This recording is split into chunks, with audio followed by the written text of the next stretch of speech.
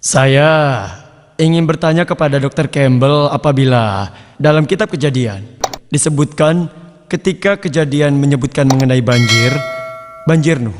Kejadian menyebutkan bahwa air menutupi permukaan bumi, semua ciptaannya dan semua gunung dan semuanya. Dan kitab Kejadian menyebutkan bahwa banjir menutupi gunung tertinggi, yaitu 15 kubik yang dalam bahasa Arab artinya 15 kaki. Anda tahu, Kadam, kita tahu bahwa gunung tertinggi di dunia bukanlah setinggi 15 kaki. Anda tahu tingginya lebih tinggi dari 15 kaki. Jadi bagaimana mungkin dalam kitab Kejadian disebutkan bahwa air menutupi semuanya, tiap gunung di muka bumi, dan yang tertinggi hanya 15 kaki?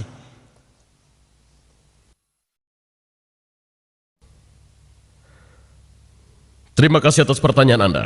Saya rasa Genesis atau Kejadian menyebutkan bahwa banjirnya di atas gunung tertinggi. Bila gunung tertinggi 3000 meter, maka tinggi banjirnya 15 kaki. 15 kaki di atas gunung tersebut.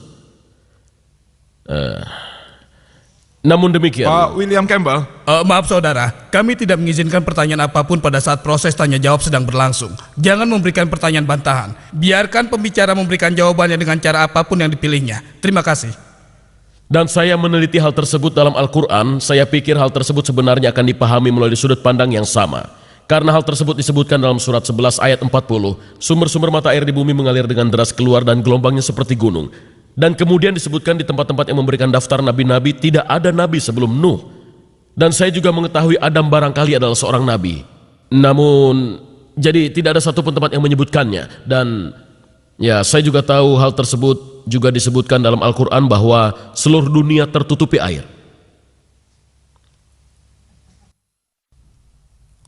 Baiklah saudara.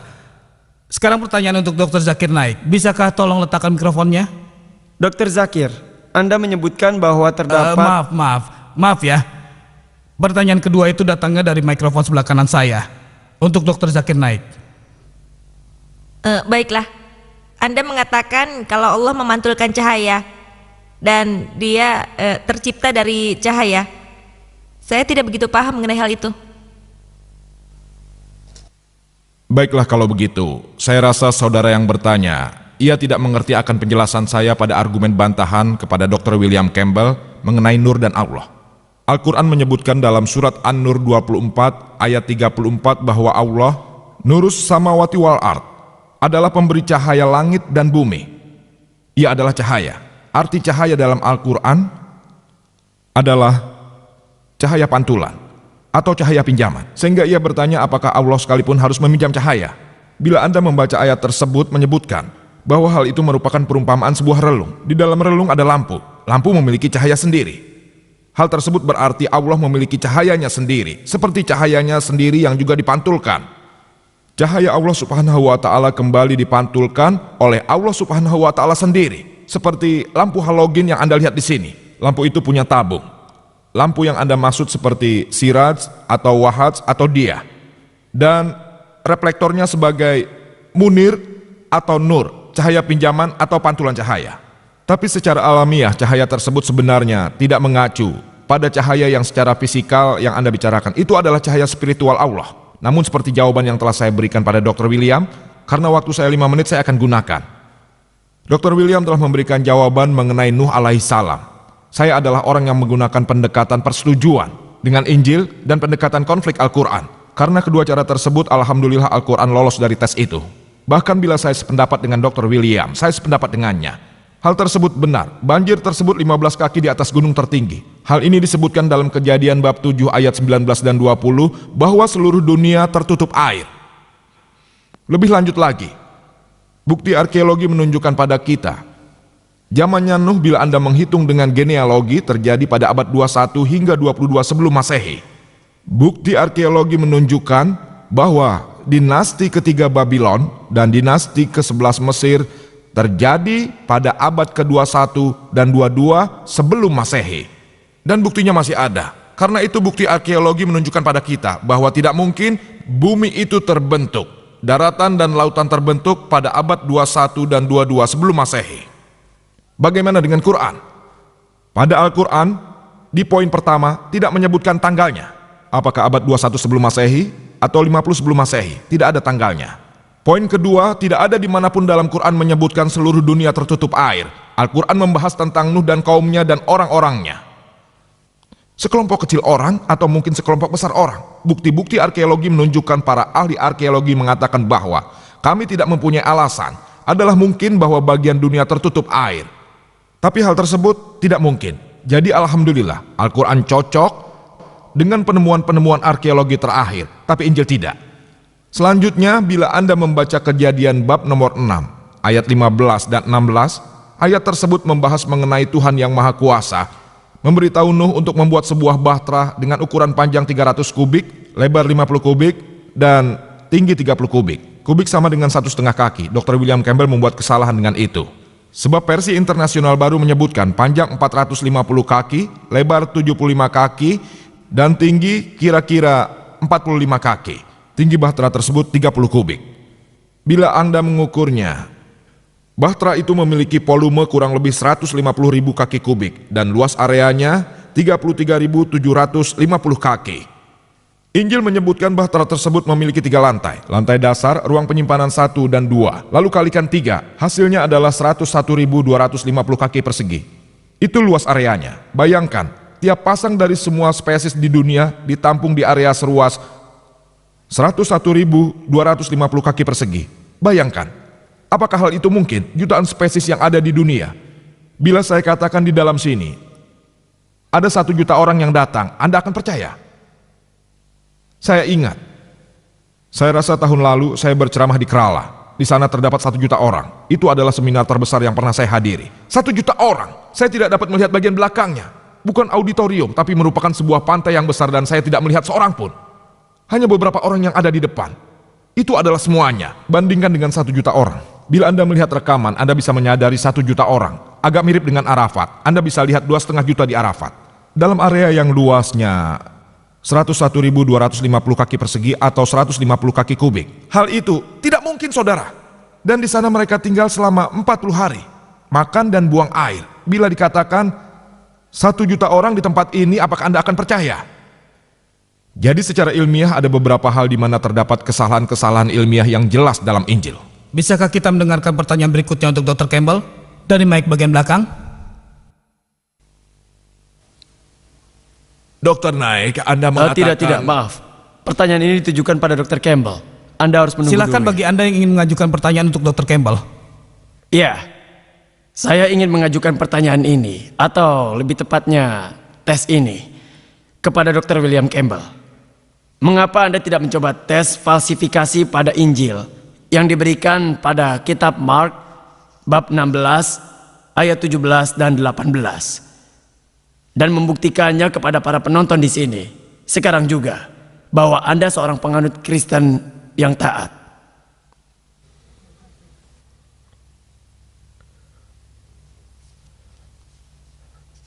Saya tidak setuju dengan interpretasi Dr. Naik. Tuhan, Yesus sendiri tergoda dan setan berkata, "Bila engkau putra Tuhan, bebaskanlah dirimu dari gereja." Dan Yesus berkata, "Kau tidak akan menggoda raja atau Tuhanmu." Dan bila hari ini aku berkata, "Oh baiklah, aku akan yakin dan melakukan mujizat di hadapanmu, aku akan menggoda Tuhan." Nah, kawan saya, Harry Grantcliffe, dia telah berjanji untuk pergi. Jadi ia memutuskan untuk menepati janjinya dan mempercayai Tuhan untuk melaksanakan kehendaknya. Ini situasi yang berbeda, saya tidak akan menggoda Tuhan.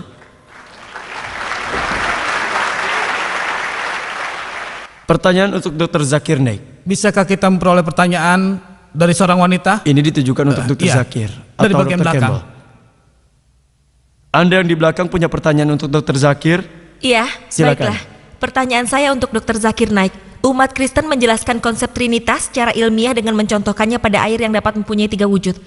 Padat, cair, dan gas dalam bentuk es, air, dan uap. Mirip dengan hal tersebut, satu Tuhan adalah Tuhan Trian, Bapa, Putra, dan Roh Kudus. Apakah pernyataan ini benar secara ilmiah? Sebelum saya memberikan jawaban, kita tidak seharusnya menggoda Tuhan dan juga menguji Tuhan, karena kita di sini untuk menguji Anda. Tuhan berjanji bahwa orang yang percaya yang memiliki racun mematikan, ia tidak akan meninggal. Ia akan mampu berbicara dalam bahasa asing. Kita di sini tidak sedang menguji Tuhan, sebab kita tahu Tuhan itu benar. Ia akan melihat bahwa tiap orang yang beriman dapat bicara, apakah Anda orang beriman atau tidak. Mengenai pertanyaan tadi, bahwa ada umat Kristen yang mengatakan bahwa secara ilmiah mereka dapat membuktikan konsep Trinitas. Sebagaimana air dapat mempunyai 3 wujud pada cair dan gas, seperti es, air, dan uap. Jadi mirip dengan hal itu. Kita tahu Tuhan dalam 3 bentuk, Bapa, Putra, dan Roh Kudus. Bagaimana menanggapinya? Apa hal ini secara ilmiah benar? Secara ilmiah saya sangat setuju bahwa air terdiri dari 3 bentuk, padat, cair, dan gas. Es, air, dan uap. Namun, secara ilmiah kita tahu bahwa komponen air tetaplah sama. H2O, 2 atom hidrogen dan 1 atom oksigen. Komponennya tetap sama. Unsur pokoknya sama, hanya bentuknya saja yang berubah. Tapi itu tidak masalah. Mari kita lihat konsep Trinitas, yaitu Bapa, Putra, dan Roh Kudus. Bentuk, mereka mengatakan perubahan bentuk. Demi untuk perdebatan kami setuju. Apa komponennya berubah? Tuhan dan Roh Kudus terbentuk dari roh. Makhluk hidup terdiri dari daging dan tulang. Mereka tidak sama. Manusia membutuhkan makanan, dan itu untuk bertahan hidup. Mereka tidak sama. Yesus telah memberikan kesaksian ini, damai baginya. Ajaran Lukas, bab 24, ayat 36 sampai 39. Dia berkata, "Lihatlah tangan dan kakiku. Pegang dan lihatlah, bagi roh yang tidak memiliki daging dan tulang." Dia memberikan tangannya dan mereka melihat. Kemudian mereka sangat gembira, dan dia berkata, "Apakah kamu punya daging untuk kau makan?" Mereka memberikan ikan panggang dan selembar sarang madu, dan dia pun makan. Untuk membuktikan apa? Ia terima ikan panggang dan selembar sarang madu itu, dan dia pun makan. Untuk buktikan apa? Dia Tuhan atau dia bukan Tuhan? Dia makan karena terdiri dari daging dan tulang, sedangkan roh tidak punya daging dan tulang. Ini membuktikan bahwa hal tersebut secara ilmiah tidaklah mungkin, bahwa Bapa, Putra, dan Roh Kudus. Bapa, Putra, dan Roh Kudus itu adalah Tuhan yang Maha Kuasa. Jadi, jelaslah sudah, konsep Trinitas tidak ada dalam Injil. Tapi konsep Trinitas itu ada dalam Al-Quran.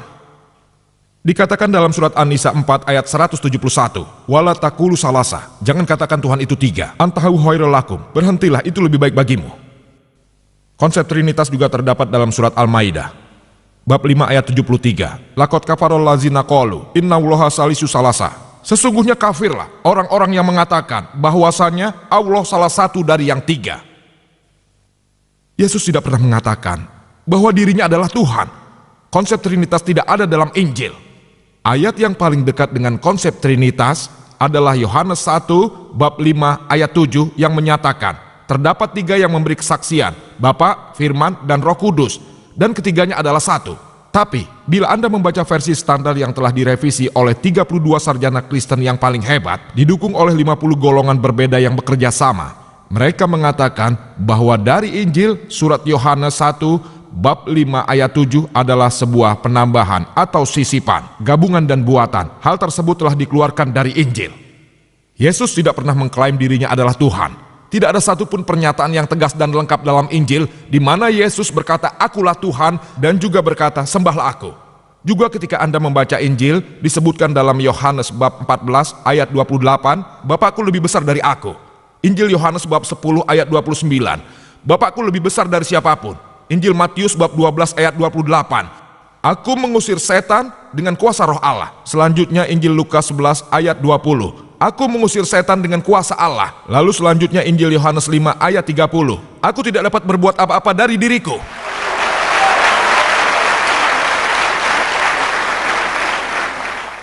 "Aku menghakimi sesuai yang kudengar dan penghakimanku adil, sebab aku tidak menuruti kehendakku sendiri, melainkan kehendak Dia." Seseorang yang menyatakan hal itu berarti dia seorang Muslim. Muslim berarti seseorang yang mengajukan kehendaknya kepada Tuhan yang Maha Kuasa. Dia berkata, "Bukan kehendakku tapi kehendak Tuhan." Alhamdulillah dia seorang Muslim dan salah satu utusan Tuhan yang terhebat. Kita percaya dia terlahir dengan ajaib, dan kita percaya dia membangkitkan kehidupan bagi orang mati. Dan seizin Tuhan, dia juga bisa menyembuhkan orang yang terlahir buta dan kusta dengan seizin Tuhan. Kita menghormati Yesus sebagai salah satu utusan Tuhan yang terhebat. Tapi dia bukanlah Tuhan, dia bukan bagian dari Trinitas. Sebab Trinitas tidak pernah ada. Al-Quran berbunyi, "Qul huwallahu ahad," Allah hanya dia satu-satunya. Sebelum kita menginjak ke pertanyaan berikutnya dari Mike, Sebelumnya saya mengumumkan bahwa para saudari seharusnya mengantri dengan tertib. Sayangnya mereka tidak melakukannya, jadi kami di sini mengalami kesulitan untuk menyeimbangkan pertanyaan-pertanyaan. Baiklah, apa yang akan kami lakukan? Kami tidak terlalu mempedulikan label pada mic. Jika para saudari ingin bertanya di sini, kami akan mempersilahkannya. Tolong buat semuanya seimbang demi kemudahan, karena ruangan ini sangat penuh dan kami mengerti. Sekarang kami persilahkan satu pertanyaan untuk Dr. Campbell dari sebelah sini. Dan mic yang berada di belakang diperuntukkan bagi para pria yang ingin mengajukan pertanyaan untuk Dr. Zakir. Demikian halnya untuk para wanita, mic bagian depan untuk pertanyaan bagi Dr. William Campbell dan mic bagian belakang untuk Dr. Zakir. Ada pertanyaan untuk Dr. Zakir? Iya. Apakah Anda ingin bertanya untuk Dr. Campbell? Di sebelah sana. Baiklah, saya pikir mereka telah mengambil posisinya masing-masing dan mengubah posisi organisator yang telah diberikan. Kami menghargainya karena penuhnya gedung ini. Pertanyaan berikutnya untuk Dr. Campbell dari mic ini. Terima kasih. Assalamualaikum. Alhamdulillah malam ini segala puji bagi Allah yang merupakan Tuhan dari semua manusia. Malam ini merupakan dialog yang sangat menarik dan sebuah dialog mengenai hal tersebut. Berbicara mengenai topik yang sangat mulia bagi manusia. Untuk semua manusia. Untuk itulah kita berkumpul di sini untuk membicarakan masalah Mohon langsung ke pertanyaannya. Ya, baiklah. Bismillah. Dengan nama Allah. Pertanyaannya adalah, kami telah datang ke sini bersama-sama untuk sebuah peristiwa. Seharusnya bisa memberi manfaat bagi kita. Oleh karena itulah, saya bertanya pada Dr. Campbell sebagai seorang Kristen dan juga dengan rekan-rekan Anda. Apakah peristiwa ini telah menjalankan tugasnya untuk membuka cahaya yang samar-samar demi mengkaji lebih jauh tentang kebenaran Islam?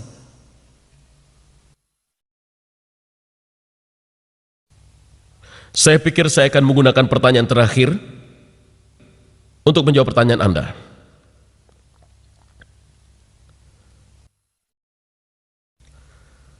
Dr. Naik mengatakan tak ada tempat di mana Yesus mengatakan bahwa dirinya adalah Tuhan. Dalam Markus bab 14:61, dia tidak menjawab dan kemudian pendeta bertanya kepadanya, "Apakah kamu Kristus? Kristus anak yang terpuji?" Begitu? Dengan kata lain, apakah kamu Kristus anak Tuhan? Dan Yesus berkata, "Iya." Kemudian dia juga berkata, "Akulah anak Tuhan." Dan dia juga berkata, dia adalah Tuhan. Dan Injil juga secara jelas menyatakannya. Saya menyadari beliau telah mengutip ayat-ayat tersebut. Dia berkeinginan untuk mengutip. Dr. Naik berharap untuk mengutip di mana Yesus ada dalam bentuk manusia. Namun, ayat lain menyatakan, Yesus berkata, "Aku dan Bapa adalah satu." Juga dikatakan pada awalnya adalah firman. Dan firman tersebut berhubungan dengan Tuhan. Dan firman tersebut adalah Tuhan. Dan Tuhan terdiri atas daging dan tinggal bersama kita. Dalam pembaptisan Yesus, Bapa berbicara dan mengatakan, "Ini adalah anak tercintaku." Yesus ada di sana dan Roh Kudus menurunkan Bapa, Putra dan Roh Kudus. Kami tidak membuat ini semua sendiri. Hanya satu hal kecil dan sekarang rekan saya mengajukan pertanyaan di sini. Kami telah belajar banyak hal. Dan saya sendiri juga ingin terus belajar. Namun saya masih terus berpikir bahwa 500 orang saksi yang menyaksikan Yesus setelah dia bangkit dari kematian mempunyai kekuatan lebih daripada saya, daripada Muhammad yang datang 600 tahun kemudian sebagai salah seorang saksi. Terima kasih. Kami persilakan satu pertanyaan untuk Dr. Zakir dari bagian belakang. Silakan saudari. Dr. Campbell pertama-tama mencoba mengemukakan fakta yang salah mengenai pandangan Al-Quran tentang alam semesta dan Anda menyangkal anggapan tersebut. Tapi tidak ditujukan apa yang Injil katakan mengenai bentuk bumi dan aspek yang lainnya. Saudari menanyakan pertanyaan yang tidak saya tujukan. Mengenai apa yang Injil katakan tentang bentuk bumi, karena berkurangnya waktu, saya dapat menunjukkan 100 poin lain berkaitan dengan berkurangnya waktu. Namun demikian, saudari ingin mengetahui apa yang Injil katakan tentang bentuk bumi. Hal ini disebutkan dalam Injil Matius bab 4 ayat 8 yang mengatakan, referensi yang sama digunakan Dr. Campbell sesuatu yang menarik. Iblis mengambilnya, yaitu Yesus Kristus, menuju gunung yang sangat tinggi dan menunjukkan padanya semua kerajaan di dunia dan kemegahannya. Injil Lukas bab 4 ayat 5. Iblis membawanya ke gunung yang tinggi dan menunjukkan padanya keagungan dari seluruh kerajaan di dunia. Sekarang, walaupun Anda pergi ke gunung yang tertinggi sekalipun, Mount Everest, dan seandainya Anda memiliki penglihatan yang baik dan dapat melihat sejauh ribuan mil, tapi Anda tidak dapat melihat semua kerajaan yang ada di dunia. Karena sekarang ini kita tahu bahwa bumi itu bulat. Anda tidak dapat melihat semua kerajaan yang terdapat di sisi dunia sebaliknya, kecuali bumi itu datar. Hal inilah yang dikatakan Injil bahwa bumi itu adalah datar. Penjelasan yang sama diulangi dalam kitab Daniel bab 4 ayat 10 dan juga 11 yang menyatakan dalam sebuah mimpi, pohon yang tumbuh ke surga, tanaman itu tumbuh amat banyak, sehingga setiap orang yang ada di penjuru bumi dapat melihat pohon tersebut. Hal ini mungkin bila bumi berbentuk datar. Jika pohonnya tinggi sekali dan bentuk bumi datar, itu baru mungkin. Sekarang ini adalah sesuatu fakta yang universal bahwa bumi berbentuk bola. Anda tidak dapat melihat pohon walaupun pohon itu tinggi. Dari sisi sebaliknya, dari bumi yang berbentuk bulat. Lebih jauh, jika Anda baca disebutkan dalam kitab Tawarik 1, bab 16, ayat 30, bahwa bumi tidak bergerak. Hal itu juga disebutkan dalam kitab Mazmur 93 ayat 1, bahwa Tuhan yang Maha Kuasa telah menstabilkan bumi, yang berarti bahwa bumi tidak bergerak. Dalam versi internasional baru dikatakan bahwa Tuhan telah membangun dan menghentikan pergerakan bumi sebagaimana dahulu. 1 menit. Tinggal 1 menit atau 1 menit lagi? Tinggal 1 menit. Saya pikir saya disuruh menunggu 1 menit. Berkenaan dengan Dr. William Campbell, beliau mengatakan bahwa Yesus Kristus berkata dalam Injil di beberapa tempat bahwa Dia Tuhan. Anda bisa melihat pada kaset video saya, konsep Tuhan dan agama-agama umum yang memberikan semua referensi dan jawabannya. Saya akan memberi referensi dari apa yang beliau kutip, aku dan Bapakku adalah satu, yang berasal dari Yohanes bab 10 ayat 30. Dan pada awalnya adalah firman tersebut dari Yohanes bab 1 ayat 1. Anda lihat konteksnya dan Anda akan mengetahui bahwa Yesus Kristus tidak pernah mengklaim dirinya adalah Tuhan. Anda dapat mengambil kaset saya yang tersedia di serambi luar dalam kemiripan antara Islam dan Kristen yang memberikan uraian bahwa Yesus tidak pernah mengklaim dirinya Tuhan.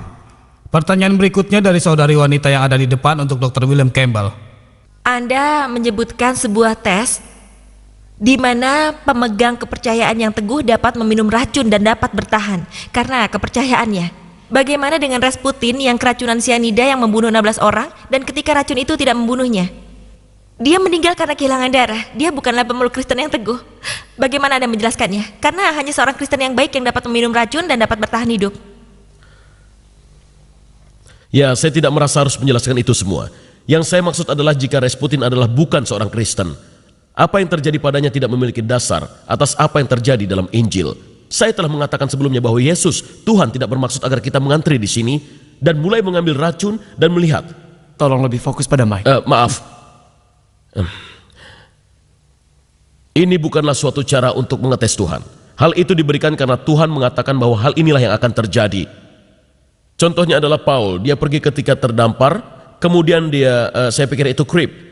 Tapi saya berpikir tentang tempat yang salah dalam pikiran saya dan dia mendarat dan kemudian dia membuang kayu dalam api dan kemudian seekor ular menggigitnya. Tidak terjadi apa-apa pada dirinya. Tapi saat itu dia tidak berniat untuk mengetes Tuhan. Dia mencoba untuk membuang kayu ke dalam api. Hal itu situasi yang berbeda. Jawaban Anda tidak sesuai dengan pertanyaan yang kulontarkan. Mohon tidak berkomentar. Pertanyaan berikutnya dari belakang untuk Dr. Zakir Naik. Maaf sebentar. Silakan. Saya hanya ingin mengatakan tentang lingkaran bumi. Dalam Yesaya bab 40 ayat 22 dikatakan bahwa Dia Tuhan duduk bertahta di atas lingkaran bumi. Baiklah saudara. Pertanyaan untuk Dr. Zakir Naik. Dr. Zakir, Anda mengatakan bahwa tidak ada kesalahan dalam Al-Quran. Saya melihat ada lebih dari 20 kesalahan dalam tata bahasa Arab. Dan saya akan mengatakan kepada Anda beberapa di antaranya. Innalladzina amanu walladzina hadu wasabi'un. Dan dikatakan di Al-Baqarah dan Al-Hajj. Innalladzina amanu walladzina hadu wasabi'in. Mana yang benar? As-sabi'un atau as-sabi'in? Itu yang pertama. Yang kedua adalah Saudara, Anda mengatakan maaf, hanya satu pertanyaan ini saja. pertanyaan yang sama. Dia mengatakan dalam surat Taha ayat 63. Inna hazani lasahiron. Kesalahan. Inna hazaini lasahiron. Dapatkah Anda menjelaskannya? Dan Saudara, masih banyak lagi kami hanya kesalahan mengizinkan yang ada Anda di untuk situ. pertanyaan pertama. Untuk pertanyaan kedua tidak dapat kami izinkan, karena kami telah sepakat bahwa hanya ada satu pertanyaan dalam satu kali kesempatan. Baik. Pertanyaan saudara sangat bagus. Saya akan urut dan saya setuju dia telah menyebutkan 20 masalah grammar. Dan buku yang dia rujuk adalah Dr. Abdul Fadi. Benar kan? Apakah Al-Quran itu sempurna? Saya dapat melihatnya. Ya, alhamdulillah penglihatan saya baik.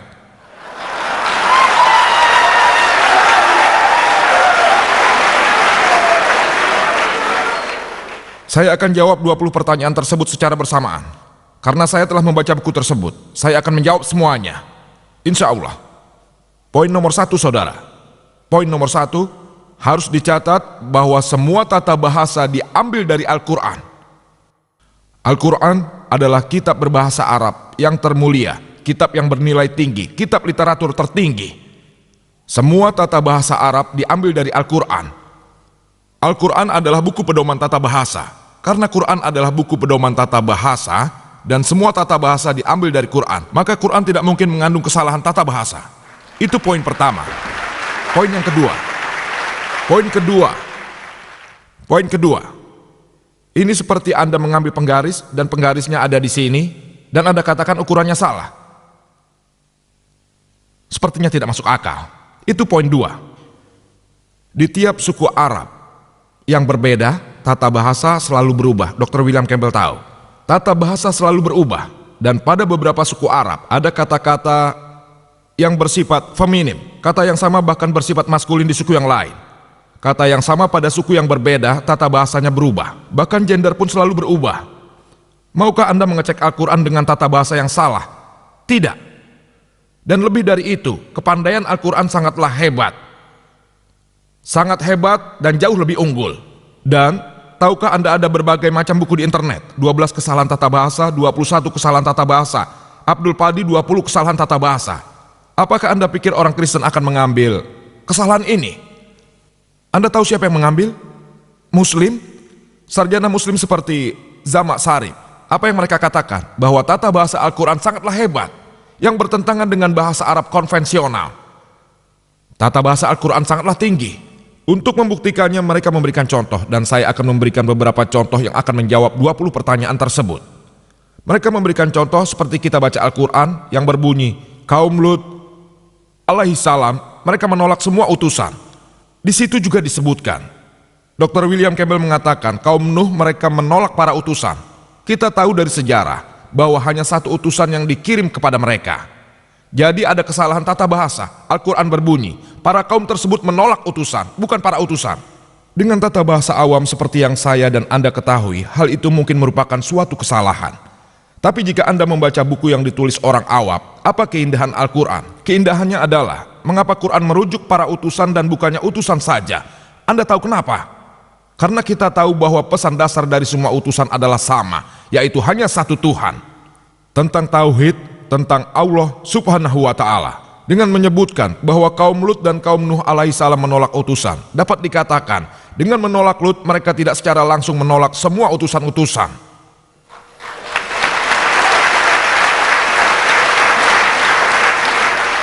Lihatlah keindahannya. Alhamdulillah. Anda mungkin berpikir ini suatu kesalahan. Ini bukan suatu kesalahan. Orang seperti Anis Soros mengatakan bahwa Al-Quran berbunyi kun fayakun, be and it is. Seharusnya kun fakana, be and it was. Past tense dalam bahasa Arab adalah kun fakana dan bukan kun fayakun. Namun kun fayakun lebih unggul. Dikatakan bahwa Allah it was, it is, and can do. Past, present, and future. Terima kasih Dr. Zakir. Silakan pertanyaan yang berikutnya dari saudara yang ada di depan untuk Dr. William Campbell. Dr. Campbell, ini adalah pertanyaan yang tulus untuk mempelajari sedikit tentang Kristen. Saya ingin bertanya tentang bahwa kependetaan Yesus hanya selama 3 tahun setelah dia dibaptis oleh Yohanes Sang Pembaptis. Jadi Yesus adalah orang yang terkuat kedua setelah Tuhan.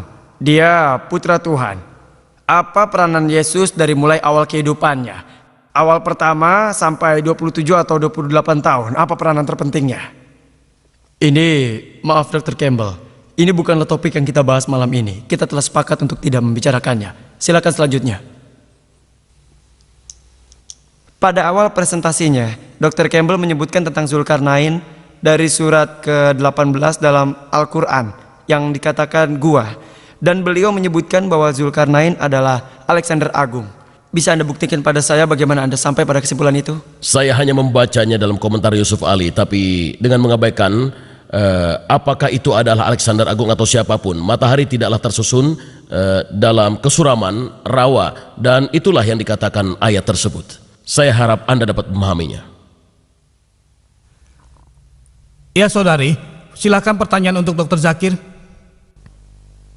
Saya tidak tahu persis ayatnya, tapi Injil mengatakan ketika Yunus selama 3 hari 3 malam berada di dalam perut ikan. Juga seorang anak manusia yang selama 3 hari 3 malam berada di rahim bumi.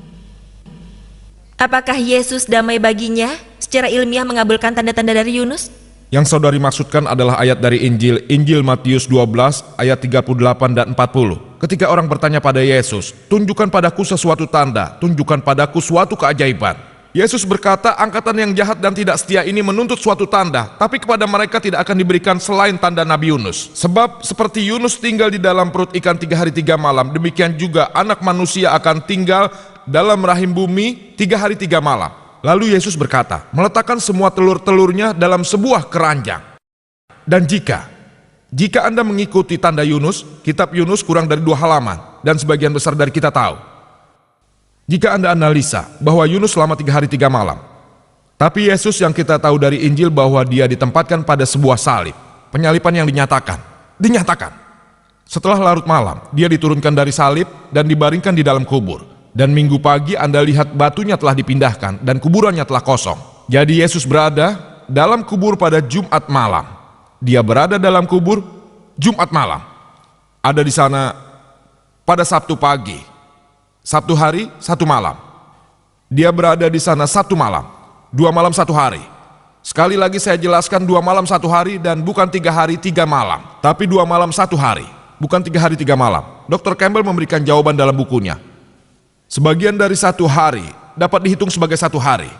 Jika pasien datang pada saya, siapa yang sakit pada Sabtu malam, pada Minggu pagi, jika saya tanya sudah berapa lama sakit, dia akan berkata 3 hari. Saya setuju dengan Anda dengan pendekatan secara indeks.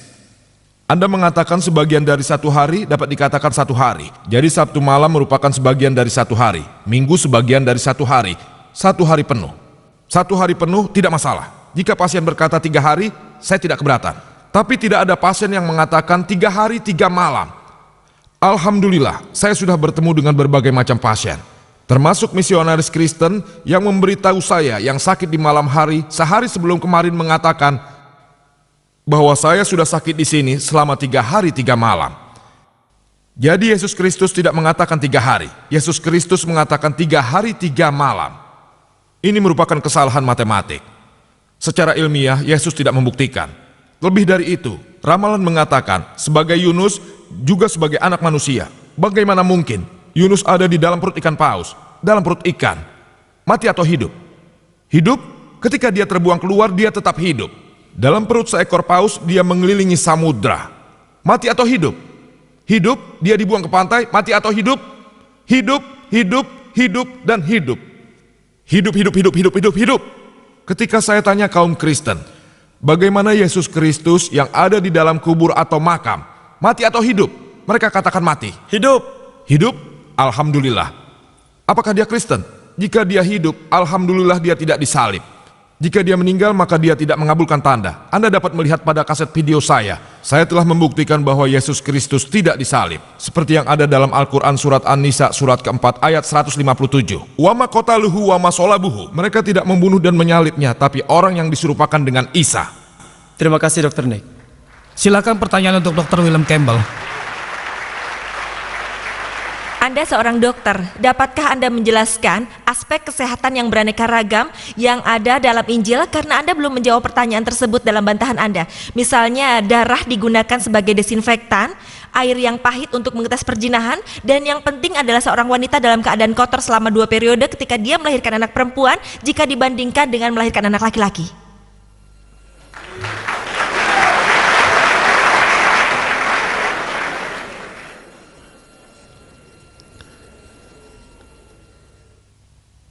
Terima kasih atas pertanyaannya dan saya akan mencoba menjawabnya. Tetapi Dr. Naik tetap teguh pada pertanyaan yang seharusnya ditujukan kepada kaum Kristen. Dikatakan bahwa pada hari berikutnya ketika dikatakan bahwa itu adalah satu, setelah persiapan itu, ketua pendeta dan para praisers berkumpul bersama dengan pilot dan berkatalah mereka, "Tuan, kami ingat bahwa dia masih hidup, dia telah mengatakannya. Setelah 3 hari aku akan bangkit kembali, oleh karena itu berilah air pada batu nisan agar kokoh sampai 3 hari. Maka mereka menggunakan kata-kata tersebut yang dapat ditukar. Sejauh saya memperhatikan masalah ini setelah hari ketiga, sama dengan yang terjadi dengan Yesus di dalam makam. Hal lain yaitu kebangkitannya. Ada satu hal lain. Ketika Yesus ditangkap, yaitu pada saat Kamis malam, Mohon tenang, jangan seperti ini. Mohon sabar. Kamis setelah ketika dia ditangkap, dia berkata, "Waktuku telah tiba." Lalu kemudian saya menghitung bahwa ada 3 hari 3 malam. Dan sekarang Anda bertanya pada saya tentang di mana letak pernyataan ini dalam Injil. Saya percaya bahwa Injil ditulis oleh Tuhan. Dan saya sangat percaya bahwa semua ini sudah dijelaskan oleh Tuhan yang ada di dalam kitab Injil.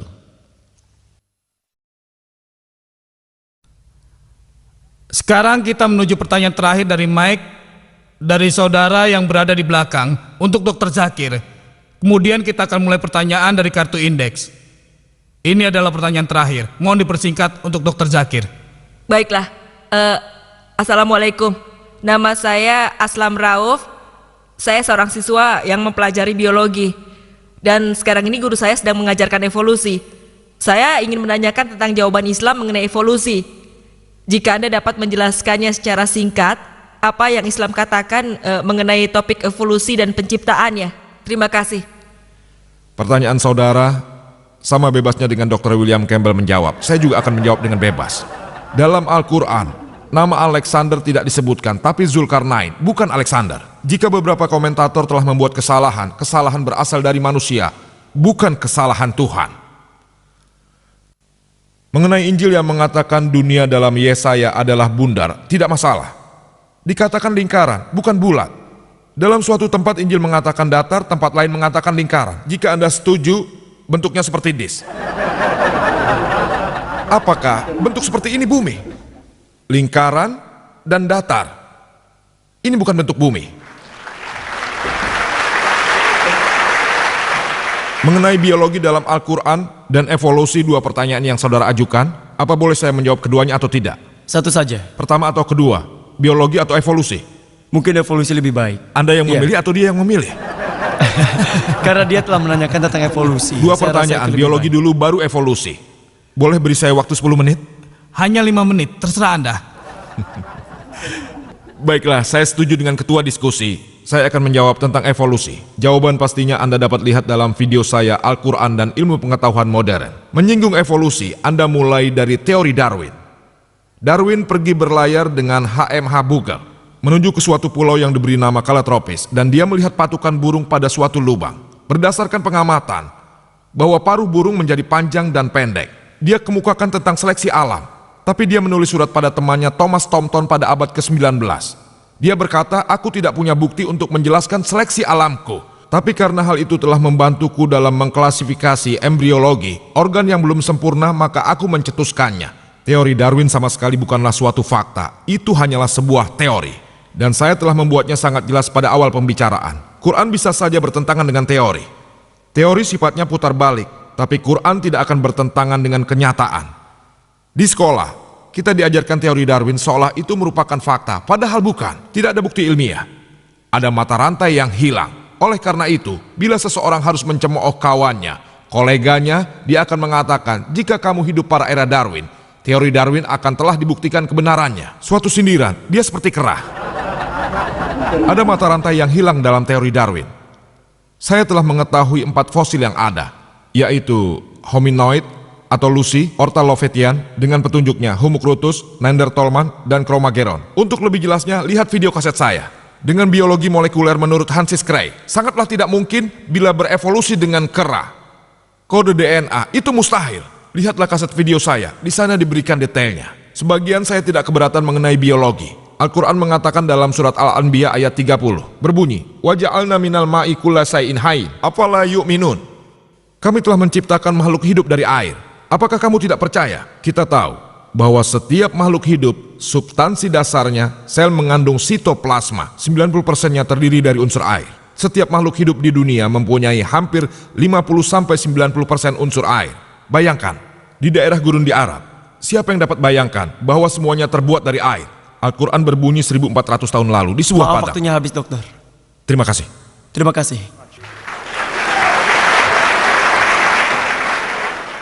Sekarang kita akan mulai pertanyaan dengan selembar kertas. Kami akan memberikan kotak ini kepada Dr. William Campbell dan juga Dr. Zakir Naik.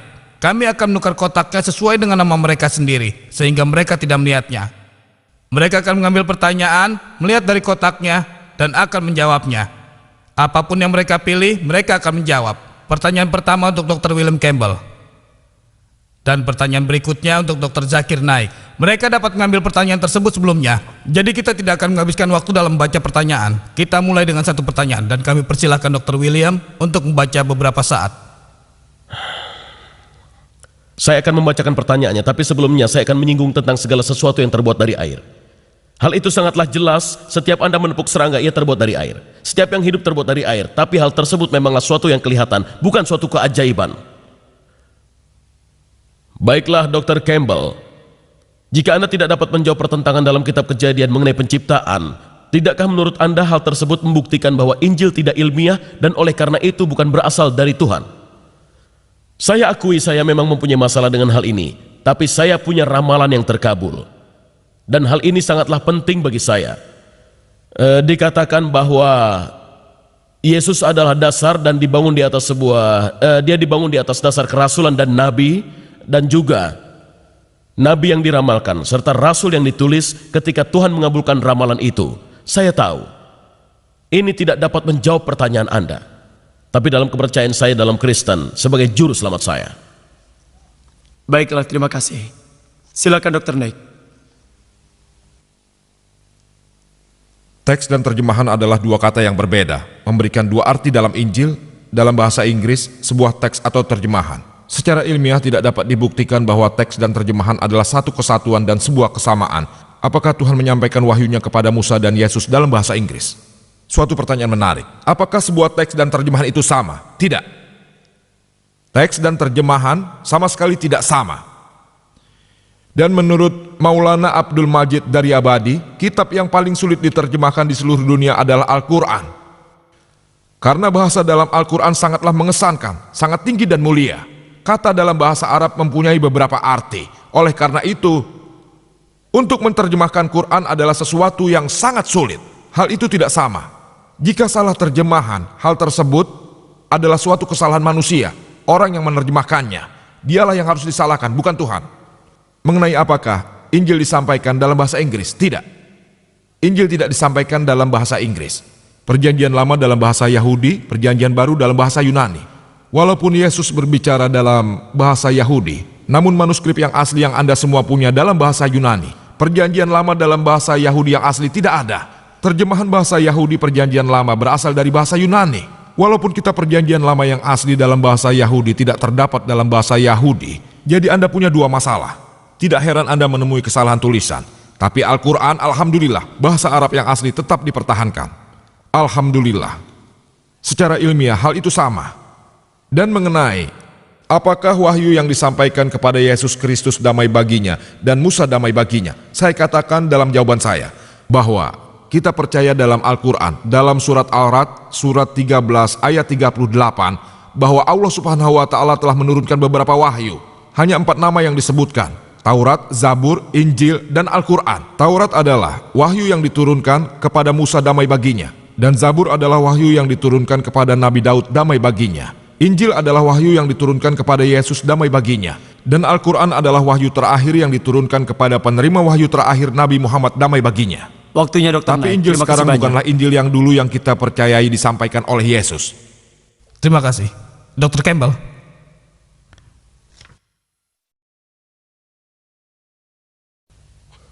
Tetapi Injil yang sekarang ini adalah selamanya satu-satunya. Kita punya teks 75% berasal dari 180 AD atau setelah Masehi, yaitu 100 tahun setelah Yohanes menulis. Dia hidup dan menulis. Anda lihat, orang yang hidup pada masa itu, siapa yang tahu? Siapa yang dipercaya oleh kakek dan neneknya melalui Yohanes? Ini adalah merupakan satu bukti dan teks yang baik. Injil adalah sejarah yang valid. Sekarang pertanyaannya adalah, dengan kemungkinan yang Anda presentasikan, hal tersebut merupakan perhitungan yang sangat hebat. Tapi dalam permasalahan Tuhan, hal tersebut sangatlah kurang. Tuhan adalah Maha Kuasa dan dapat memilih siapapun yang Dia suka. Dan tentu saja, tanpa memandang kaya atau miskin atau hal-hal lain. Jadi bagaimana Anda kemudian dapat mencocokkan kemungkinan itu? Yesus miskin, tapi Dia terpilih. Dia mengatakan seorang anak manusia tidak punya tempat untuk berbaring. Saya tidak yakin dengan hal ini. Saya tidak melihat perhitungan ini membicarakan hal tersebut. Dan sekarang perhitungannya, berapa orang dapat mengabulkan semua ramalan? Saya harap ini dapat membantu. Terima kasih. Terima kasih. Dr. Naik, silakan. Terima kasih. Dalam usaha untuk membuktikan bahwa Al-Quran sesuai dengan ilmu pengetahuan modern, apa yang terjadi jika pengetahuan modern yang salah? Apakah Quran juga harus berubah untuk menyesuaikan perubahan ilmu pengetahuan? Ini pertanyaan yang bagus, pertanyaan yang penting. Dan kita sebagai muslim harus berhati-hati ketika mencocokkan antara Al-Quran dan ilmu pengetahuan modern. Karena itu saya katakan di awal pembicaraan, saya hanya akan berbicara mengenai fakta-fakta ilmiah tersebut yang telah terbukti. Dan fakta ilmiah yang telah terbukti itu, misalnya, bumi itu bulat. Hal itu tidak pernah salah. Ilmu pengetahuan yang telah terbukti tidak akan pernah diputarbalikkan. Tapi ilmu pengetahuan yang belum terbukti, seperti hipotesis dan teori, dapat diputarbalikkan. Sarjana muslim telah mencoba membuktikan teori Darwin dari Al-Quran. Hal itu mustahil. Tidak seharusnya kita melampaui batas dan mencoba membuktikan segala sesuatu dari ilmu pengetahuan modern. Kita harus hati-hati untuk melihat sesuatu hal terbukti atau tidak. Jika telah terbukti, alhamdulillah dengan bukti ilmiah, Al-Quran tidak pernah menentangnya. Jika itu hipotesis, maka ia bisa benar, bisa juga salah, seperti teori Big Bang. Pada mulanya, merupakan suatu hipotesis. Namun sekarang, setelah ada bukti yang akurat tentang masalah angkasa, menurut Stephen Hawking dan sebagainya, hal itu suatu fakta. Menurut teori Big Bang, itu fakta. Dulu dikatakan hipotesis, kemudian jadi fakta, saya gunakan. Ada hipotesis yang menyatakan bahwa makhluk hidup terbentuk dari sepasang gen, Adam dan Hawa. Saya tidak menggunakannya, karena fakta ilmiahnya belum terbukti. Hal ini sesuai dengan Al-Quran, bahwa kita terevolusi dari sepasang Adam dan Hawa. Tetapi saya tidak akan menggunakannya, karena hal itu bukanlah fakta yang terbukti.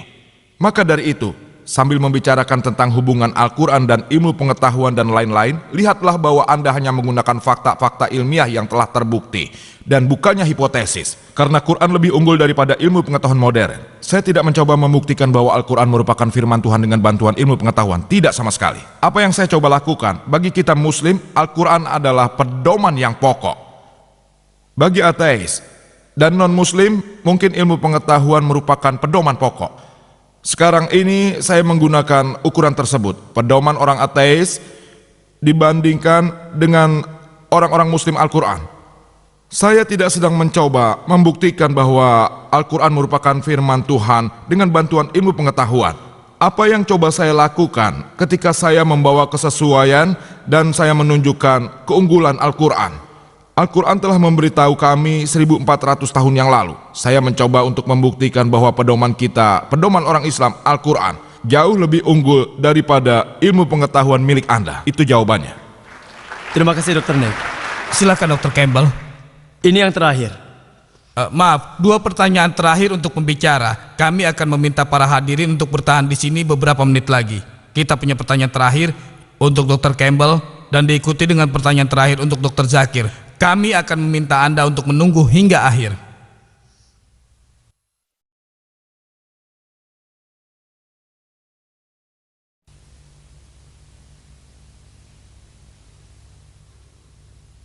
Ini pertanyaan yang sama dengan yang terakhir.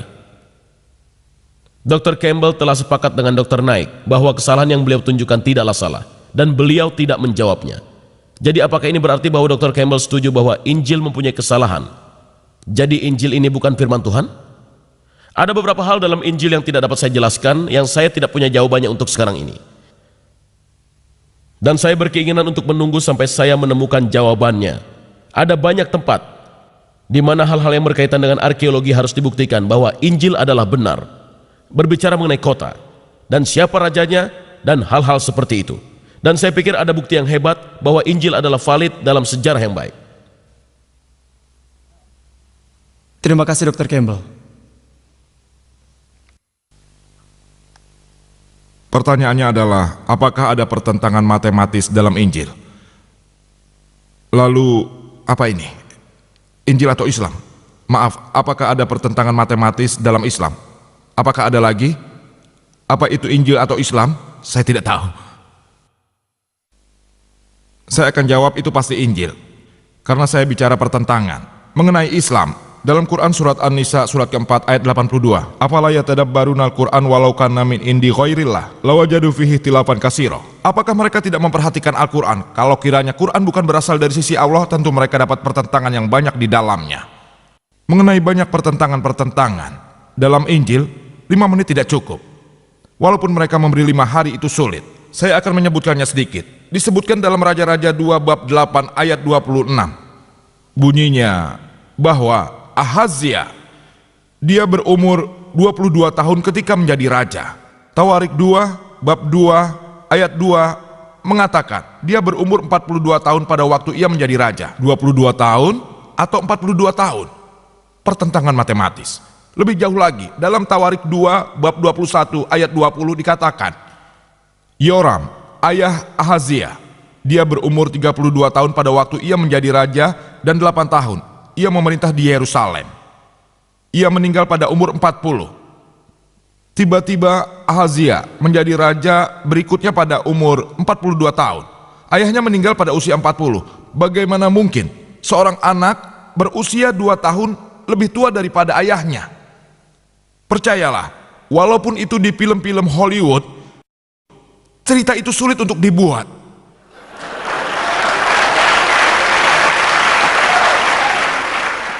Di film Hollywood, Anda dapat membuat unicorn seperti yang saya sebutkan dalam pembicaraan saya. Anda punya kokrodiasis dalam Injil, kokrodiasis dan naga, serta ular naga. Tapi di Hollywood, Anda tidak bisa membuat cerita seorang anak lebih tua umurnya 2 tahun dari ayahnya. Bahkan tidak ada dalam suatu keajaiban, mustahil. Dalam dunia keajaiban, Anda tidak akan pernah menemui seorang anak yang umurnya 2 tahun lebih tua dari ayahnya sendiri. Lebih jauh jika Anda baca, disebutkan dalam Injil Samuel 2 bab 24 ayat 9, orang-orang yang terlibat dalam pertempuran diberikan daftar orang-orang ini dalam Samuel 2 bab 24 ayat 9. Dikatakan bahwa orang-orang yang terlibat dan ikut ambil bagian adalah 800.000 orang Israel dan 500.000 orang Yehuda. Jika Anda melihat bagian lain dalam kitab Tawarik 1 bab 21 ayat 5 yang menyatakan 1.100.000 orang yang ambil bagian dalam medan perang dari Israel dan 10.460 orang Yehuda. Apakah 800.000 orang yang ambil bagian orang Israel atau 1.100.000? Apakah 5.000 orang Yehuda yang ambil bagian atau 10.460 orang? Pertentangan yang jelas. Lebih jauh lagi disebutkan dalam Injil, dalam Samuel 2 bab 6 ayat 23, bahwa Misal binti Saul tidak punya anak laki-laki. Samuel 2 bab 21 ayat 8, Misal binti Saul punya 5 anak laki-laki. Satu tempat menyatakan tidak ada anak, tak ada anak laki-laki maupun anak perempuan. Sedangkan tempat lain menyatakan 5 anak laki-laki. Lebih jauh lagi jika Anda baca dalam Injil Matius bab 1 ayat 16 yang menyatakan silsilah Yesus, seperti halnya Lukas bab 3 ayat 23 menyatakan bahwa ayah Yesus yaitu Yusuf, ayahnya adalah Yakub. Matius bab 1 ayat 16 dan Lukas bab 3 ayat 23, ayah Yesus adalah Yusuf, ayahnya adalah Haili. Apakah ayah Yesus Yusuf punya 2 orang ayah? Bagaimana Anda menyebutkan orang yang punya 2 ayah? Apakah Haili atau Yakub? pertentangan yang jelas. Terima kasih Dr. Naik. Kami mohon Anda semua tinggal sejenak bersama kami selama 2 menit. Kita kedatangan seorang sarjana Islam internasional yang terkenal di sini yang telah hadir di antara kita, Dr. Jamal Badawi. Dan atas nama Badan Penelitian Islam, merupakan suatu kehormatan bagi kami kalau beliau berkenan melantik atau meresmikan buku yang baru saja ditulis oleh Dr. Zakir Naik, The Quran and Modern Science, Compatible or Incompatible. Kepada Dr. Jamal Badawi, kami persilakan untuk meresmikan buku yang baru saja diterbitkan dan dicetak beberapa hari yang lalu dan dirilis di sini di Chicago dalam sebuah peristiwa yang tepat. Tidak ada Gunakan yang ini, yang dokter. lebih berharga daripada mempersilahkan Dr. Zakir sebagai bentuk persahabatan untuk menyerahkannya pada Dr. Campbell.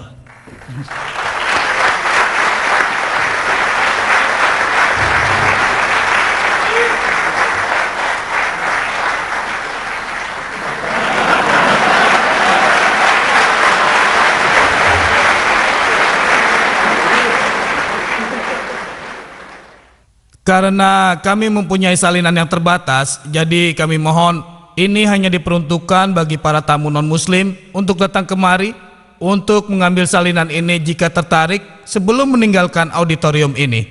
Ini merupakan suatu kehormatan. Perkenankanlah saya memanggil Dr. Sabil Ahmed untuk mengucapkan terima kasih. Atas nama Persaudaraan Islam Amerika Utara IGNA, saya sangat berterima kasih atas kesabaran Anda dan para tamu yang terhormat yang memberikan penampilannya yang terbaik bagi kita semua yang ada di sini. Subhanakallahumma wa bihamdik wa asyhadu an la ilaha illa anta wa astaghfiruka wa natubu ilaih. Assalamualaikum warahmatullahi wabarakatuh.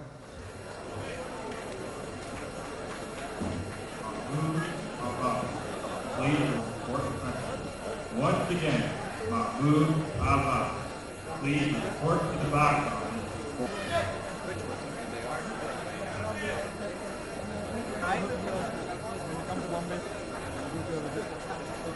Once again, Mahmoud